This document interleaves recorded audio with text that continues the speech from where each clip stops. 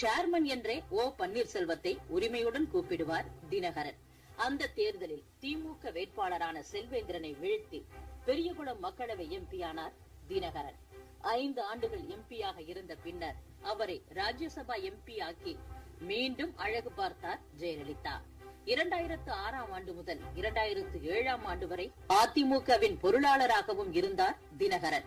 10 ஆண்டுகள் கழித்து 2016ஆம் ஆண்டு டிசம்பரில் முன்னாள் முதல்வர் ஜெயலலிதா மறைந்த பிறகு மீண்டும் நேரடி அரசியலில் தோன்றிய தினகரன் பல சவால்களையும் சர்ச்சைகளையும் எதிர்கொண்டார்.